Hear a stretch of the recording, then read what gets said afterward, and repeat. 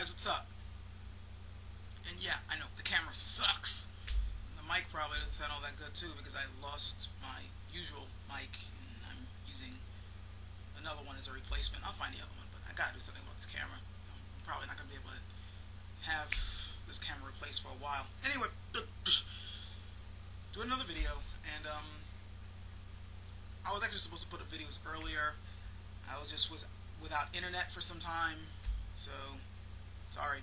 But yeah, now that I'm back on, I already got stuff to talk about, and I'm kind of gonna basically be touching on a topic I already touched on before, but kind of adding to it, because it's funny how, you know, morons and ignorant people do have their place. They do. Not just for entertainment or venting value, but more to the sense that many times when you're not really too sure what to talk about or what to discuss or something to think deeply about, they'll give you something. And in dealing with them, you realize, shit, I could touch on this. And, well, it reminded me of something that I could touch on. Those of you who, you know, check out my channel probably already noticed the bulletin that I put up about, you know, while waiting for my next video. If you want some real entertainment, check out the comment section underneath my illusion of morality video, which is a pretty old video. But in that particular video, I basically expressed the view that if you really think about nature, just think outside of the human scale, the human scope of things. If you just simply think about nature in and of itself on the planet, there really is no right and wrong.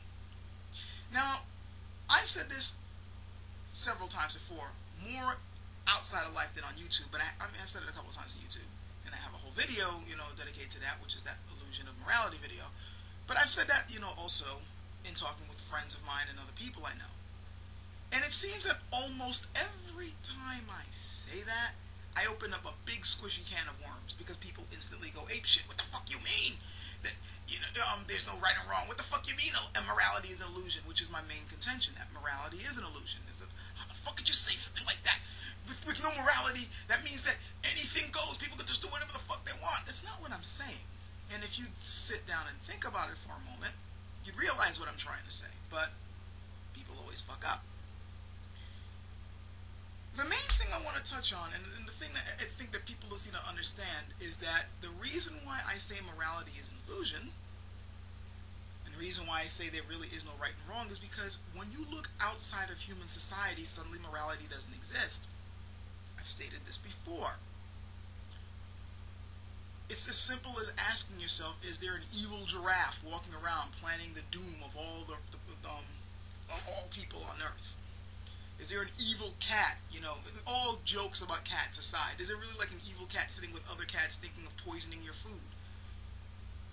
We don't have a morality system for animals, and they themselves don't really have a morality system in and of themselves, save for the most basic instincts of survival and of propagating their own species.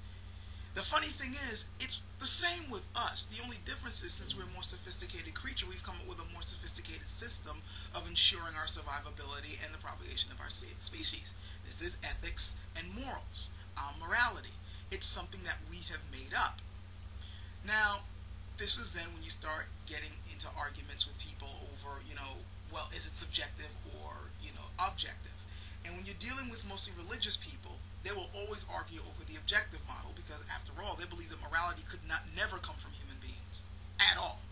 It's just impossible to even conceive of a human being coming up with a set of rules and regulations for us to follow.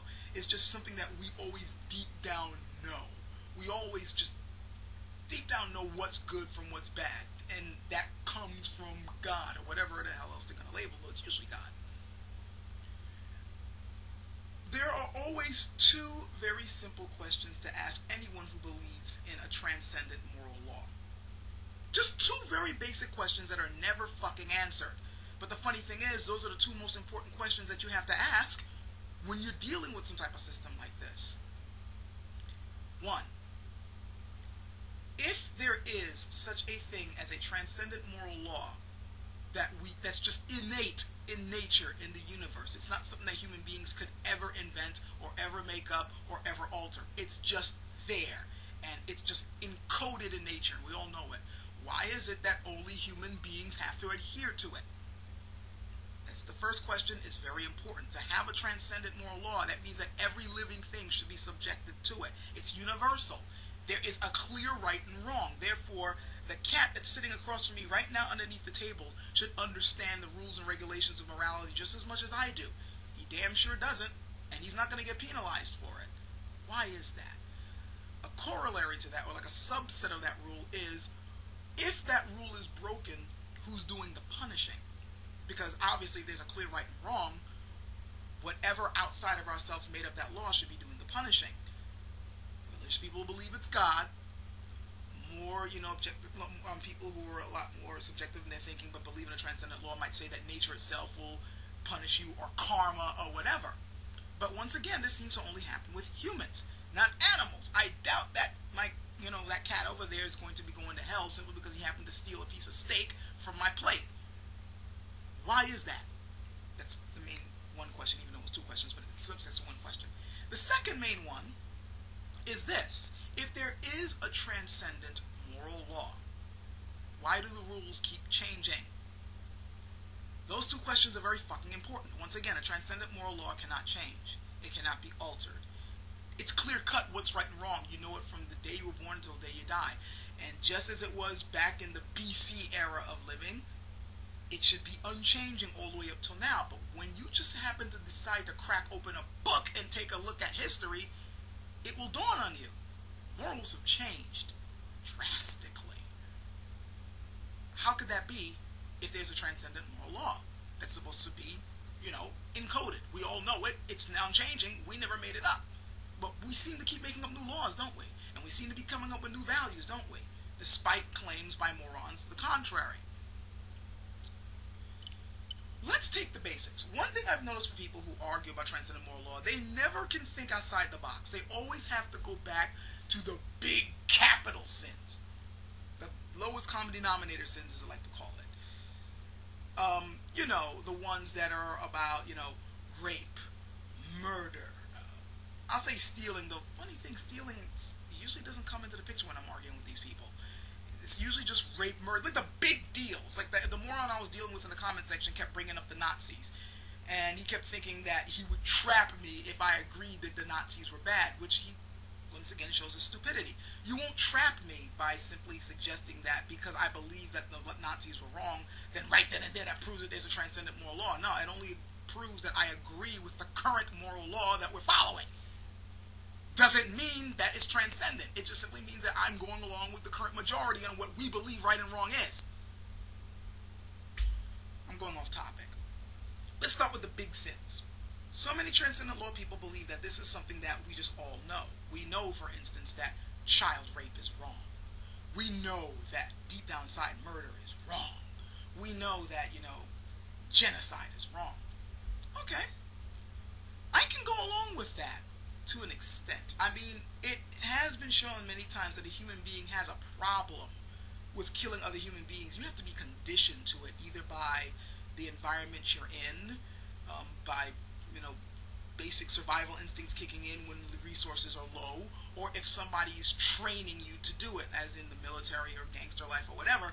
It's not something that we're naturally geared toward unless there happens to be a kind of chemical imbalance thing going on. But let's go back in history a bit, way back. Let's look at these big sins back then. Murder is wrong. Well, unless you happen to be murdering in the name of your God, then all of a sudden your God will bless you for it.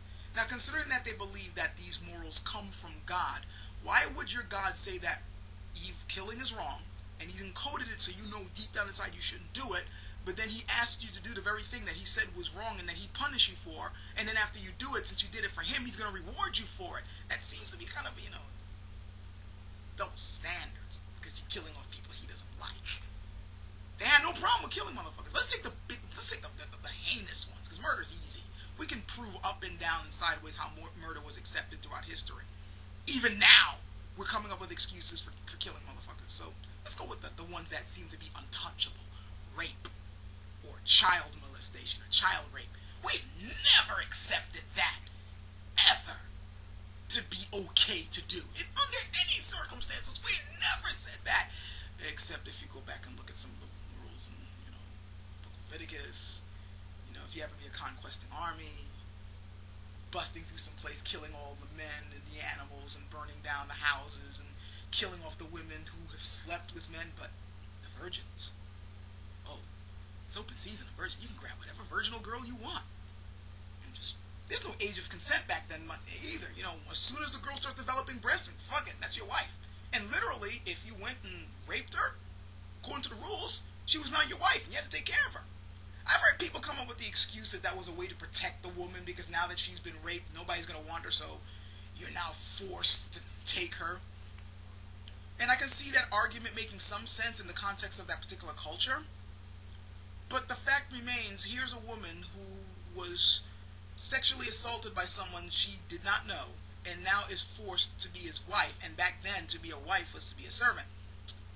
Not exactly, it's kind of like a rock and a hard place situation for her at that point. That was fine. Going around raping people like that and taking them at really young ages. No one saw that as child rape. There was no, you gotta wait till 18, or in some places 16, before you're legally allowed to have sex. Which these days people see, you'll bump to a lot of, Christians or other people, yes, God finds it wise for 18 and 16-year-olds. You didn't believe that back then? Hell, there's some historians saying that when Mary was pregnant, she was probably 13, 14 years old. So why was it okay then, and now it's not okay, if there was a transcendent moral law? We're talking about rape here. They found a way to excuse it.